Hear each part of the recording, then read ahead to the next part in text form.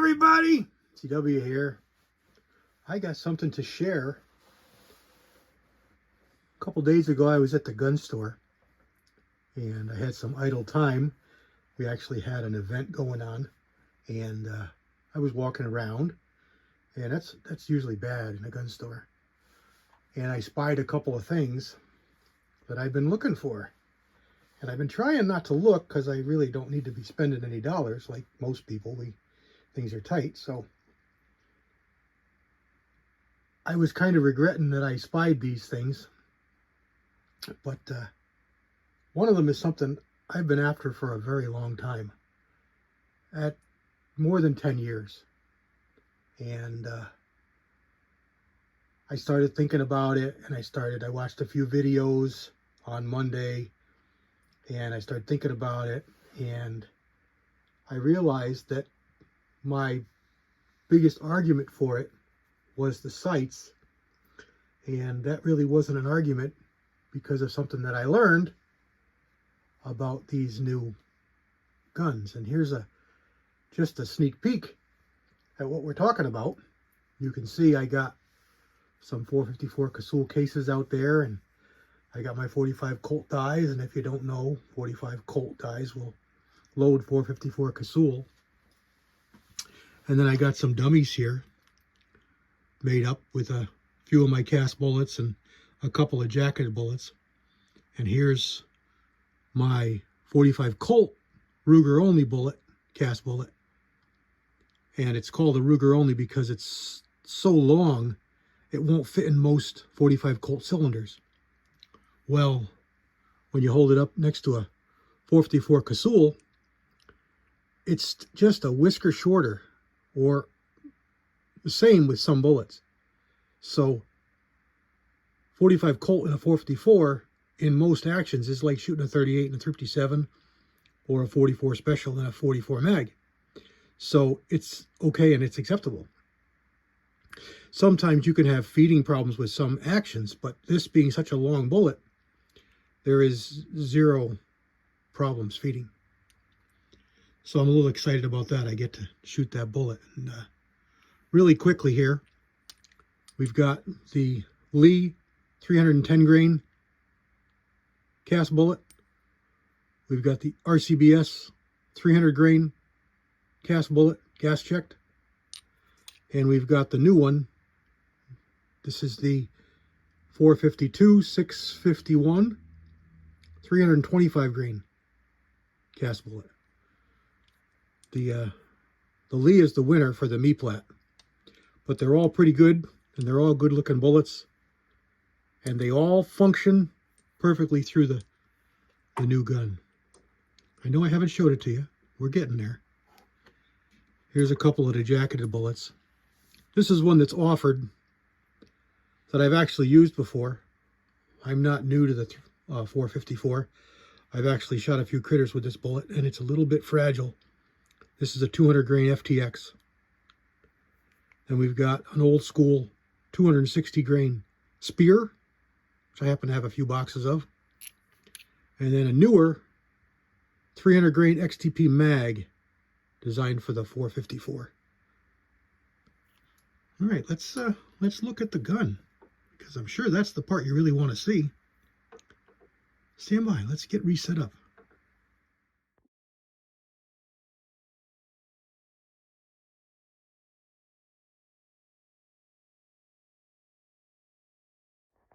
I'm not going to have the best lighting. It's raining outside, so I can't do this outside, which is where I wanted to do it. But here we go. It's a Rossi R92 and 454 Casull. Now, those of you who know the history on this, they've made it for quite a few years, but the earlier ones, the Pumas, were getting really pricey, and they were hard to find, and they weren't as good as these guns are today. I'm not in love with this hardwood stock, and I think the recoil pad is just downright fugly. But it will be a kicker with full house loads, and it'll be a nice thing to have on there. There's a few different versions of these. I've learned doing a little bit of research. This one here is a stainless steel with the fixed magazine tube. I say fixed because they do have some of these that pull out like a 22 or like the Henrys do. And you can load them under the tube with a slot, just like the 22s or the Henrys. But this one is not like that. This one is just a conventional 92 Winchester with the side gate. And of course it's stainless steel. It's got a few blue parts, like the loading gate there is blue. The sights are blue, both front and rear. But most everything, and the safety is blue. But most everything else on it is stainless. If I can turn this without making a big mess. The extractor is blued, which is not uncommon. But it's pretty. It's a pretty gun. Like I said, I'm not truly in love with this reddish color Brazilian hardwood. I just flopped it over and I'll show you this side. But it's not unpleasant. The stainless is pretty nice. They had actually two of these, and I chose this one over the other one, although the other one's buttstock was a little bit nicer. The forestock was awful. This one's not great, but it seems to be just muddy. The wood seems okay. The other one had some big knots in it. Okay, so here let me get set up, put it back on the tripod, and show you what made this okay for me. Let's see if this works. Okay, as I said, my big downfall with this was the sights. As we get older, it gets harder and harder to see these sights. And it's got typical buckhorn sights. And they're actually pretty nice. The last Rossi I bought had awful sights on it. Just stamped steel, square notch, just simple, nothing special sights. These here are a little bit nicer. Got a little bit of gold or brass insert there, which makes it jump out at you pretty good. And the buckhorn is nicely shaped. Gives you a good sight picture. Let's look here at the roll mark. There we go. Rossi R92 454 Casull. Made in Brazil by CBC. Brazotech International, again, brings them in out of Georgia. Is there any roll mark over there? No, there's nothing over there. But they come with swivel studs, and just the 454 comes with this rubber pad. And it's got a carbine style stock on it, so it's a square shouldered in the back, and it's very narrow, not very deep here. So it's kind of different looking. And when you couple in that square shape with this rubber recoil pad on a lever action, it just doesn't look right. So the jury's out. I'm gonna do something here, but I don't know what. It's pretty nice finish. The stainless is really good. The serial number is like digitally etched in there. You guys can probably hardly see it. I can't really see it at all. I think it's even upside down. Yeah, it's upside down. But it's hard to read, and it's a whole bunch of numbers and letters. It's got the dreaded safety. There's a couple of ways to defeat this. There's some homemade hacks that you can remove it and take it out and put another part in and make a part up. And then Steve's Guns has a peep sight that goes in there and stands up, which is actually a pretty nice option because it allows you to have a little better sight radius, lets you a peep sight on it, and gets rid of the safety all in one fell swoop. And then Skinner makes some really nice rear sight peep sights. And there's a couple of companies making scope bases that utilize the dovetail and then one of these screws up here. So it it lays on top and it's got a little arm that comes back. Utilizing the dovetail in this, it gives you a pretty solid mount. And of course you could have it drilled and tapped and do it. But one of the big things about these that I had no idea about is they come drilled and tapped from the factory. You can just make out one hole there. Okay, there's 3 more under there. So you drive out this rear sight and then you buy a base and you can put a scope or a red dot. There's another company that makes a reflex sight base that will work with the Doctor footprint, the Vortex, the Doctor. There's a couple others that are the smaller footprint, or the RMR footprint, based on what you want. They are running, I want to say they're about 60 or 70 bucks. And then, I forget the name, boy, oh boy, we're on the tip of my tongue here. Turnbull, Doug Turnbull, makes a base that goes on the rear sight slot for 92s and 94 Winchesters. I read and I can't find if it fits the contour of the Rossi 92. Now, this being a copy of the Winchester 92, it may be close enough contour diameter that it works. I don't know that.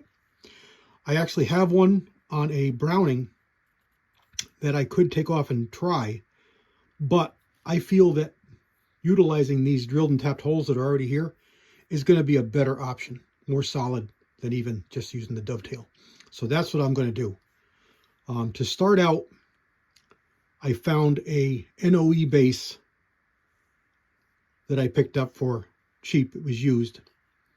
And I will put a small red dot on here. Probably one of my Bushnells 25s to start and see what I like. I ultimately would like to have a reflex on here.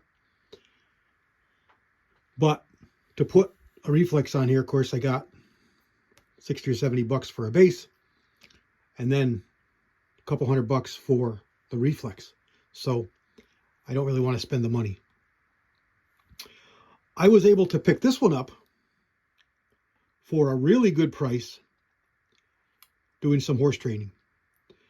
A couple of 5-6 years ago, I decided that I was going to buy one of these no matter what.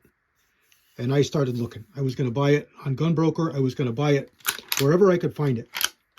And I couldn't find any. I went all over the state. I even went into a couple different states. Watched online. Couldn't find any. Found a Rossi 92R octagon barrel case colored receiver, 24-inch in 45 Colt, used for a good price.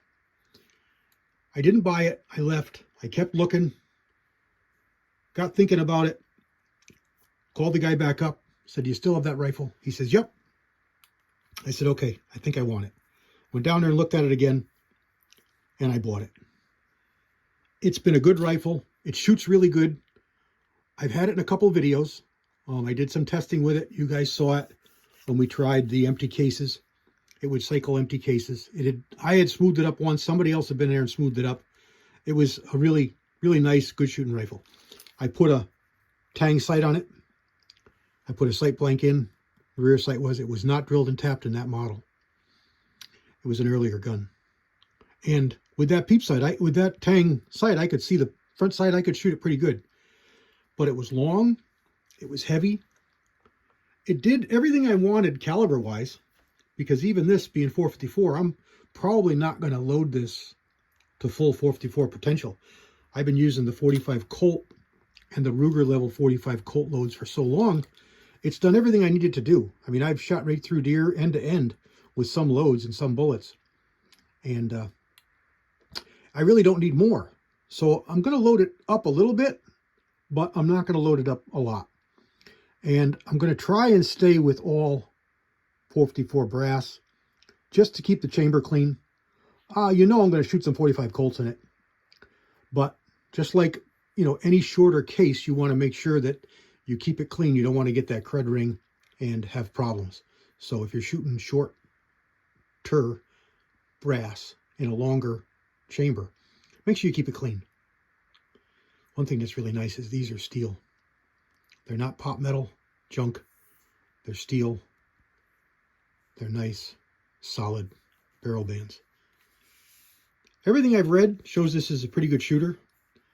I only saw one negative video, and frankly, it was a lot the shooter.